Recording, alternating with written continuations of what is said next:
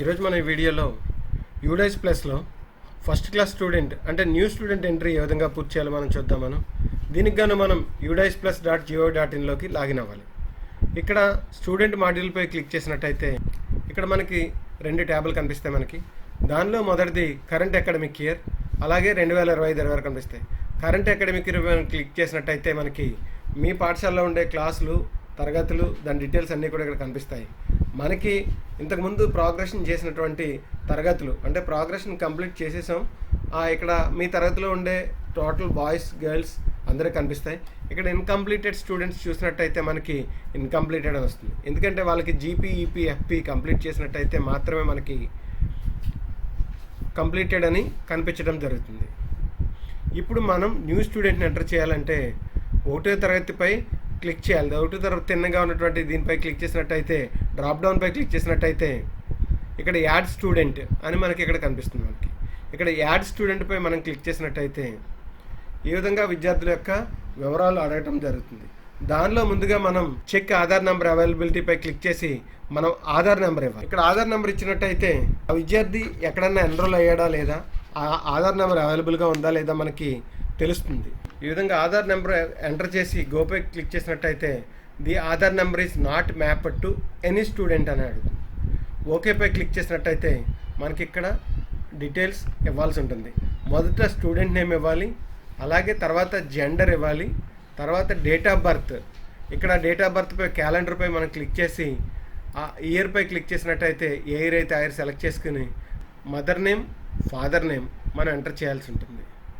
ఆ తర్వాత Guardian name, Guardian అయితే కనుక ఫాదర్, మదర్ లేకపోతే, అలాగే ఆధార్ నెంబర్ ఆఫ్ స్టూడెంట్ అయితే ఇంతకు ముందు ఇచ్చినప్పటికీ కూడా ఇక్కడ ఆధార్ నెంబర్ ఇవ్వాలి.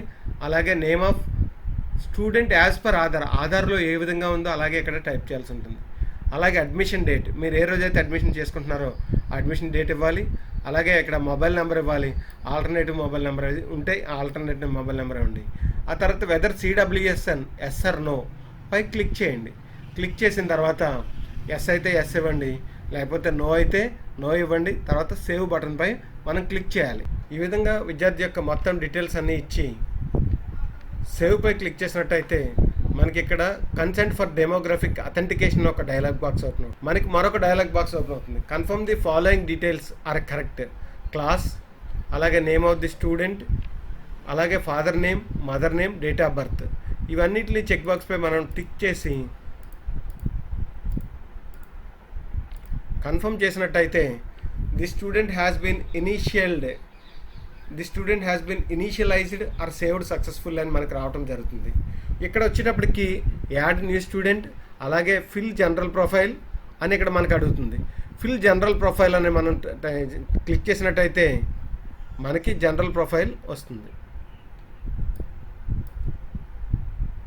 మనకి జనరల్ ప్రొఫైల్ అంతా కూడా ఇక్కడ రావడం జరుగుతుంది. ఆ డీటెయిల్స్ అన్ని చెక్ చేసి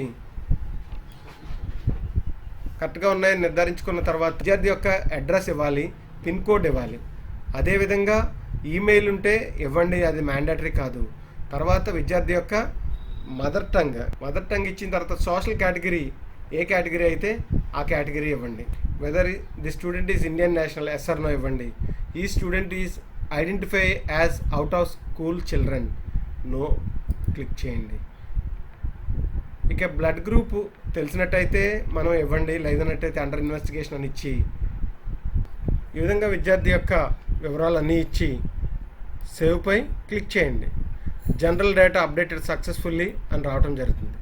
ఇక నెక్స్ట్పై క్లిక్ చేసినట్టయితే ఇక అడ్మిషన్ డేట్, అలాగే క్లాస్, సెక్షన్ ఇవన్నీ అడుగుతుంది.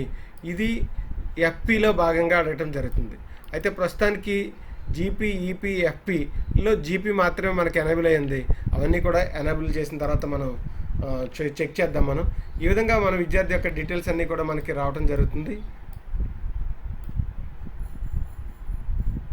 అవన్నీ కూడా నెక్స్ట్ ఇచ్చే అప్డేట్లో మనకి నెక్స్ట్ వీడియోలో మీకు తెలియజేస్తాను. ఈ వీడియో నచ్చితే లైక్ చేయండి, షేర్ చేయండి, సబ్స్క్రైబ్ చేయండి.